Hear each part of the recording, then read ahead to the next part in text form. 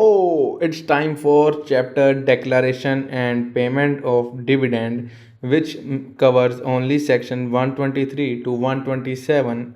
That are 5 sections, and this is mostly asked of 5 marks in the exam. Yes, so let us start. This is very small chapter. I hope this will I cover in only 15 to 20 minutes. Let's start. What is dividend? Dividend is the shareholder return on their investment or capital in the company. It is part of the distributable profit which has been paid out to them. In short, it is a distribution or an apportionment of profit by a company to its shareholders. कब कब dividend share होता है या फिर कब कब dividend is paid to the shareholder by the company, yearly या फिर वेन एवर रिक्वायर्ड और वेन एवर दे आर, जब भी उनका मन करता है यार, ठीक है। तो ईयरली जब होता है उसे कहते हैं फाइनल डिविडेंड, और अगर कंपनी को कभी भी करना हो, मतलब बिटवीन 2 AGMs करना हो, तो उसे कहते हैं interim dividend. Dividend is not an absolute right but, listen it carefully, dividend is not an absolute right but once declared it is a liability for the company, and if unpaid then it is a violation and company will be penalized as per section 127 127. Dividend can't be declared at higher rate than the board has recommended. जितना भी board ने हमें बताया कि हाँ हम इतना dividend pay कर सकते हैं, उससे ज़्यादा हम डिविडेंड पे नहीं कर सकते। जितना बोर्ड ने बताया सिर्फ उतना ही कर सकते हैं। रेट कैन बी इक्वल और less than the recommended rate by the board. Board ने फॉर एग्जांपल बोर्ड ने हमें कहा कि हम 10% का इंटरेस्ट 10% का डिविडेंड पे कर सकते हैं टू आवर शेयर होल्डर, तो हम 10 से ज़्यादा नहीं कर सकते यार, ठीक है। 10 से ज़्यादा नहीं कर सकते, लेकिन 10 से कम हम जरूर कर सकते हैं। फॉर एग्जांपल हम 9% कर सकते हैं, 5% का रिटर्न दे सकते हैं, वो हम कर सकते हैं, ठीक है। और हाँ, dividend is declared on the percentage on face value. Dividend is declared percentage on face value, I mean nominal value of share. Transfer to reserve profit, is it necessary? Profit का रिजर्व में transfer करना necessary है क्या? नहीं, बिल्कुल भी नहीं। Before declaration of dividend company में transfer such percentage of its profit for that financial year as it में consider, but transfer is not mandatory. Percentage is not fixed and it is on company's discretion. And next topic is 2 types of dividend that are final dividend and interim dividend. दोनों में difference करेंगे। Basis क्या क्या है हम पहले करेंगे, meaning and procedure, rate of dividend, sources, revocation. 4 basis हैं, मतलब 5 मार्क्स का आ जाएगा, 4 पॉइंट लिख सकते हैं, कोई दिक्कत वाली बात नहीं है। Final dividend propose and recommended by BOD, board of director, declared and approved by shareholders at AGM। Repeat, final dividend कौन प्रपोज या रिकमेंड करता है? बोर्ड। और डिक्लेयर एंड अप्रूव कौन करता है? Share holders. इंटरिम डिविडेंड जो है वो प्रपोज एंड डिक्लेयर करते हैं board of director. Shareholder ratify कर सकते हैं उसे नेक्स्ट AGM में, and declared and paid during the financial year और before finalisation of accounts, declared between 2 AGMs। Yes, rate of dividend, rate proposed by BOD, this rate member can reduce but shareholder can not increase it। क्या है ये? Final dividend. Final dividend propose rate करता है BOD, और उसका जो rate है member उसे रिड्यूस कर सकते हैं, बट शेयर होल्डर इंक्रीज नहीं कर सकते, ठीक है। सोर्सेज क्या है भाई? जो हमारा फाइनल डिविडेंड वो हम करंट ईयर प्रॉफिट से दे सकते हैं, पास्ट ईयर प्रॉफिट से दे सकते हैं, या फिर free reserve as per rule number 3। And जो इंटरिम डिविडेंड है वो हम किस किस से पे कर सकते हैं? Surplus in P&L, profit of financial year of which dividend is declared, या फिर profit till quarter. Revocation, revocation कब होता है? Once declared can not be revoked. अगर हमने एक बार डिक्लेयर कर दिया कि हाँ हम अपने शेयर होल्डर को 10% का डिविडेंड देंगे, तो हम उसे रिवोक नहीं कर सकते, okay. And interim dividend can B revoked with the consent of share holder. अगर शेयर होल्डर मान जाए रिवोक करने के लिए कि हम, अगर कंपनी कह रही है हम नहीं दे सकते 10%, हमने कह तो दिया पहले लेकिन अब हमें पैसों की ज़रूरत है, तो अगर शेयर होल्डर कह देंगे हाँ चल कोई बात नहीं, हम नहीं लेते, अगर वो शेयर होल्डर रिवोक करते हैं तो वो रिवोक कर सकते हैं, उसका डिविडेंड पेएबल नहीं होगा। नेक्स्ट आता है हमारा preference share holder and equity share holder. Preference share holder जो है उनका फिक्स्ड रेट होता है एंड इन अ प्रेफरेंशियल वे। दो तरह का यहाँ पे बात करी गई है प्रेफरेंस शेयर्स की। कौन कौन से? Cumulative and non cumulative. Cumulative preference share with later period profit as well mean in arrear also. Simple है यार, क्यूमुलेटिव प्रेफरेंस शेयर्स को शेयर होल्डर्स को पिछले साल का भी मिलेगा, जब कंपनी को लॉस हुआ होगा वो नेक्स्ट ईयर में उनको मिल जाएगा उनका डिविडेंड का हिस्सा। जो प्रेफरेंस शेयर है, no arrear paid only in the year of profit that are non cumulative. And equity shareholder dividend जो है कोई भी अमाउंट का डिपेंड करता है प्रॉफिट पे। मतलब इक्विटी शेयर होल्डर को जो भी डिविडेंड मिलेगा वो कोई भी अमाउंट का हो सकता है, उनकी कोई फिक्स्ड परसेंटेज नहीं है, फिक्स्ड अमाउंट नहीं है कि हाँ इन्हें इतना ही मिलेगा, डिपेंड करता है उनके प्रॉफिट के ऊपर। Once declared, it cannot be cancelled by BOD. And declaration of dividend is an ordinary business at annual general meeting. Next आती है हमारी बात सोर्सेज ऑफ डिविडेंड की। डिविडेंड के क्या क्या सोर्सेज हैं यार? करंट ईयर का profit after depreciation as per schedule 3 and previous financial year undistributed profits after depreciation as per schedule 3। Previous financial year का अनडिस्ट्रीब्यूटेड किस में होता है प्रॉफिट? वो होता है free reserve and P&L। P&L क्या होता है? Retained earning. एंड उसमें कोई कंडीशन नहीं है यार, P&L में हम जितना भी दे सकते हैं, ठीक है। और जो फ्री रिजर्व है वो सिर्फ रूल नंबर 3 के हिसाब से ही हम पे कर सकते हैं। रूल नंबर 3 कहते हैं सिर्फ जनरल रिजर्व से हम पे कर सकते हैं, कैपिटल रिजर्व या कैपिटल प्रॉफिट से नहीं हम पे कर सकते डिविडेंड। सिर्फ और सिर्फ जनरल रिजर्व ही एप्लीकेबल है फ्री रिजर्व के लिए एज पर रूल 3। एंड ए और बी दोनों का यूज़ कर सकते हैं, करंट ईयर का प्रॉफिट और प्रीवियस ईयर का अनडिस्ट्रीब्यूटेड प्रॉफिट दोनों से कर सकते हैं। और money provided by central government और state government for payment of dividend in pursuance of guarantee given by the government. Following are not allowed. क्या क्या अलाउड नहीं है यार? हम किस किस से अपना डिविडेंड पे नहीं कर सकते शेयर होल्डर को? अनरियलाइज गेन से, नोशनल गेन से एंड रिवैल्यूएशन रिजर्व से हम इन 3 चीज़ों से शेयर होल्डर्स को कभी भी डिविडेंड नहीं पे कर सकते, चाहे जितनी भी अमाउंट ये वाले unrealise gain, notional gain and revaluation reserve में शो होता हो, वेदर शोन एज रिजर्व और अदरवाइज एक्सेट्रा। रूल नंबर 3 क्या कहता है? रेट ऑफ डिविडेंड कितना होगा? रूल नंबर 3 क्या कहता है कि कम से कम मतलब मैक्सिमम में इतना ही दे सकते हैं यार। और रेट ऑफ डिविडेंड कैसे डिसाइड होता है? Dividend less than average of immediate 3 proceeding financial rate. और ये एप्लीकेबल नहीं है अगर डिविडेंड डिक्लेयर ही नहीं हुआ भाई पास्ट 3 सालों में, ठीक है।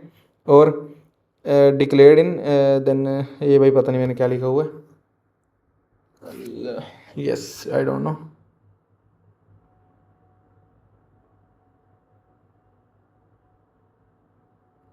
हाँ, सेकंड आता है total amount drawn from such reserve should be less than 1/10 of preference share capital and free reserve। here free reserve does not include, क्या नहीं इंक्लूड कर सकता? Security premium reserve. मतलब total amount drawn from such reserve should be maximum 10%। Balance of reserve after withdrawal more than 15% of PSE shall be there. मतलब balance of reserve after withdrawal more than 15% of preference share shall be there. मतलब 15% minimum रहना चाहिए भाई preference share में, reserve में मतलब, ठीक है।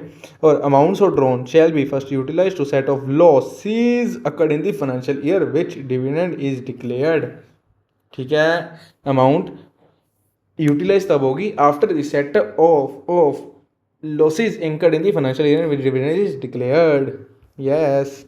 एंड नेक्स्ट इज के सोर्सेज क्या हैं भाई इंटरिम डिविडेंड और फाइनल डिविडेंड के?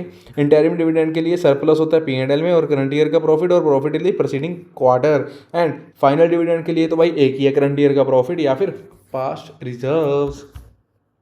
एंड सेक्शन 123(5) की बात करते हैं, पेमेंट ऑफ डिविडेंड। ये क्या कहता है?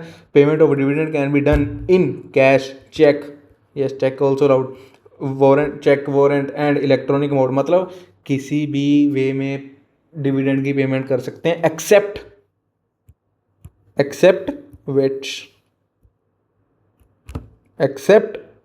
Post dated cheque. Post dated cheque से हम पेमेंट नहीं कर सकते भाई इसकी डिविडेंड की, ठीक है। किसको डिविडेंड की पेमेंट करते हैं? किसको करते हैं? रजिस्टर्ड शेयर होल्डर या फिर उसके ऑर्डर को या फिर उसके बैंकर को, तीनों में से किसी को भी हम डिविडेंड की पेमेंट कर सकते हैं।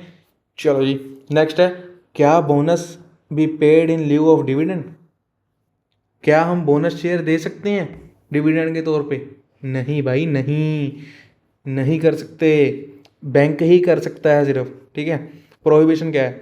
अ company who fails to comply with the condition of acceptance of deposit from public या फिर repayment of deposit shall not, so long as failure continue, declare any dividend on its equity share. अगर कोई भी company fail होती है भाई comply करने से कंडीशन को, कौन कौन सी condition? Acceptance of deposit from public या फिर रीपेमेंट ऑफ डिपॉजिट को फेल करती है कंप्लाई करने का कंडीशन ये वाली, तो वो कोई भी डिविडेंड पे नहीं कर सकती as long as the failure continues and declare any dividend on its equity share shall not, मतलब वो डिविडेंड नहीं डिक्लेयर कर सकती यार, ठीक है। सेक्शन 8 कंपनी जो है ये प्रोहिबिट है भाई from paying dividend to its member because profit are intended to be applied only in promoting the objective of the company. उसके सेक्शन 8 कंपनी अपने मेंबर को डिविडेंड नहीं दे सकती। सेक्शन 8 कंपनी सिर्फ और सिर्फ अपने प्रॉफिट को यूज़ कर सकती है in promoting the objective of the company, ठीक है। Next is our section 124 that is UDA unpaid dividend account. देखो यार 30 दिन में अनपेड या फिर अनक्लेम्ड देन 7 दिनों में यूडीए के अंदर पैसा जाना चाहिए इन अ शेड्यूल बैंक। अगर कंपनी फेल कर जाती है तो transfer in UDA in 7 days then 12% per annum का इंटरेस्ट लगेगा from the date of default. क्या मतलब? अगर यार 30 दिन के अंदर अंदर डिविडेंड कंपनी पे नहीं कर सकती या फिर अनपेड है या अनक्लेम्ड है तो नेक्स्ट 7 दिनों में भाई यूडीए में जाना चाहिए, अनक्लेम्ड डिविडेंड अकाउंट में पैसा जाना चाहिए। कंपनी डालेगी इसमें यूडीए में, ठीक है। किस में डालेगी? शेड्यूल बैंक के यूडीए अकाउंट में, ठीक है, अनपेड डिविडेंड अकाउंट में as a schedule bank. If company fail, अगर कंपनी फेल कर जाती है 7 दिन में पैसे डालने के लिए तो 12% का इंटरेस्ट लगेगा भाई from the date of default per annum, ठीक है। और उसके बाद 90 दिनों के अंदर अंदर भाई स्टेटमेंट प्रिपेयर करेगी जिसमें लिखा होगा name, address and unpaid dividend का amount on website and it shall be transfer to IEPF account if unpaid और unclaimed for a period of 7 year. अगर 7 सालों के लिए भी भाई अनपेड है वो वाली अमाउंट तो वो IEPF में ट्रांसफ़र कर दी जाएगी 7 सालों के अंदर। 7 सालों के बाद चाहे आप इसे IEPF कह लो चाहे IPEF कह लो, है सेम ही यार। इन्वेस्टमेंट प्रोविडेंट एजुकेशन फंड ऐसे ही है, investment education and provident fund. Any person who is entitled to such money transferred to UDA या फिर IEPF can claim and apply to the company including share at any time. कभी भी अगर किसी का पैसा यूडीए में या फिर IEPF में ट्रांसफ़र हो गया है तो वो पर्सन कंपनी को कभी मर्जी कह सकता है यार अपने पैसे के लिए, बिकॉज उसका ही पैसा भाई, उसका ही हक है वो पैसे पर, ठीक है। और नेक्स्ट है all share against which dividend has not been paid या फिर claimed for consecutive 7 year or more shall be transferred to in the name of IEPF। अगर 7 सालों में कोई भी कॉन्जिक्यूटिव मतलब लगातार 7 सालों में डिविडेंड ही रिसीव नहीं किया, क्लेम ही नहीं किया भाई उसने, शेयर होल्डर ने, तो उसका सारी अमाउंट एंड इंटरेस्ट मतलब डिविडेंड ट्रांसफ़र कर दिया जाएगा IEPF अकाउंट में भाई, ठीक है। नेक्स्ट है हमारा कॉन्ट्रावेंशन। अगर कॉन्ट्रावेंशन हुई तो क्या पेनल्टी मिलेगी भाई? क्या पेनल्टी लगेगी? कंपनी के ऊपर 1 लाख रुपए लगेगी और 500 रुपये प्रतिदिन के हिसाब से मैक्सिमम 10 लाख तक जा सकता है। एंड ऑफिसर इन डिफॉल्ट को मतलब डायरेक्टर, KMP या फिर कोई भी अदर पर्सन हुज डायरेक्शन और इंस्ट्रक्शन एंड BOD वर्क्स, उसको क्या लगेगा? 25,000 एंड 100 रुपये प्रतिदिन, maximum 2 lakh rupees.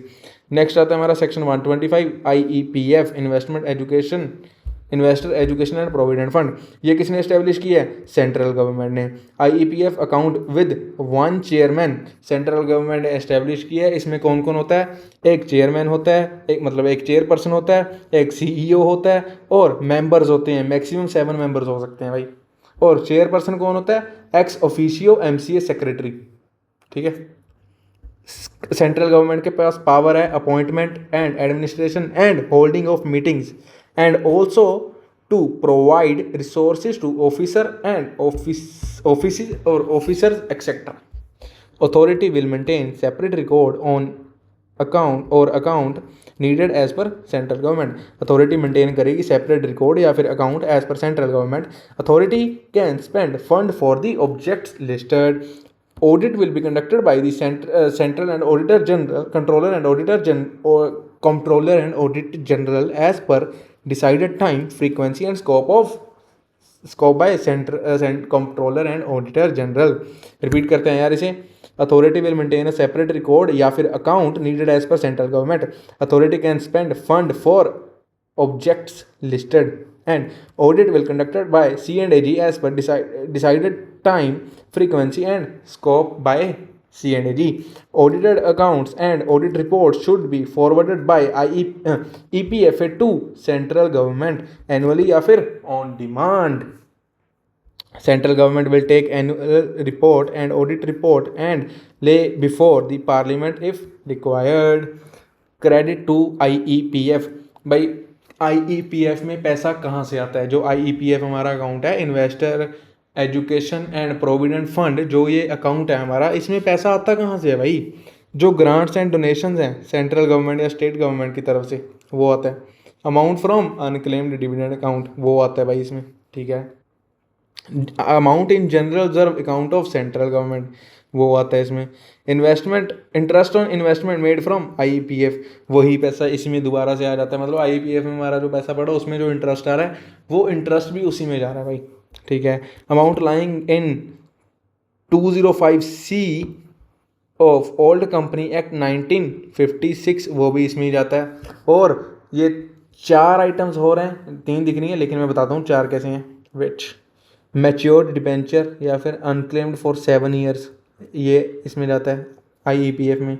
Matured deposit unclaimed for 7+ years, वो इसमें जाता है, मतलब 7 मोर देन 7 ईयर, ठीक है। Application money received and due for refund, वो इसमें जाता है। और इन तीनों पे, इसमें और इसमें, इन तीनों पे जितना भी इंटरेस्ट अक्रू होता है वो भी IEPF में जाता है, ठीक है। Interest accrued on these is also transfer to creditor to IEPF account. तो देखो पैसा आता है, क्रेडिट होता है, देख लिया, लेकिन डेबिट कहाँ कहाँ पर होता है भाई? डेबिट कहाँ होता है IEPF account? Refund of unclaimed dividend, matured debenture, matured deposit, application money, interest on all these, ठीक है। यहाँ IEPF का हमारा यूटिलाइजेशन होता है, किसमें? Refund of unclaimed dividend, matured debenture, matured deposit, application money and इन सभी का इंटरेस्ट, ठीक है। प्रमोशन ऑफ मतलब promotion of investor education awareness and protection, reimbursement of legal expenses under any class action suits and distribution of any disgorged amount to eligible applicant और investors. Next आता है, next I think yes it's last, section 127 penalty मतलब अगर company fail कर जाती है dividend pay करने को तो उसे पेनल्टी लगेगी। मतलब डिक्लेयर कर दिया लेकिन पे नहीं किया भाई 30 दिन के अंदर अंदर और वो फेल कर गई, टू पोस्ट डिविडेंड वारंट, ठीक है। Every director 1000 per day and up to 2 years imprisonment, ठीक है। एंड कंपनी को 18% per annum during the period default activities, yes. No penalty in such scenario, penalty लगती है, कितनी लगती है? 1000 रुपये प्रतिदिन एंड 2 year का अप टू 2 year का इम्प्रिजनमेंट, ठीक है डायरेक्टर को। और कंपनी को 18% पर एनम का इंटरेस्ट देना पड़ेगा एक्सेट्रा, ठीक है। लेकिन कुछ केसेस ऐसे हैं जहाँ पर पेनल्टी नहीं पे करनी पड़ती भाई। कहाँ? Bye operation of law. अगर लॉ ने कहा है कि हाँ भाई उसे पैसे नहीं देने, ठीक है, उसे डिविडेंड नहीं पे करना, तो वहाँ पर, ठीक है। Share holders gave direction but those cannot be complied and the same has been communicated to him, ठीक है। शेयर होल्डर ने डायरेक्शंस दी हैं but those cannot be complied and the same has been communicated to him, ठीक है। Dispute regarding right to receive, ठीक है। And lawfully adjusted against any other sum due from shareholders, ठीक है। Not due to default of payment, ये देखो यार याद ही करने पड़ेंगे, इसका ऐसा कोई वे नहीं है। एक बार मैं रिपीट कर देता हूँ।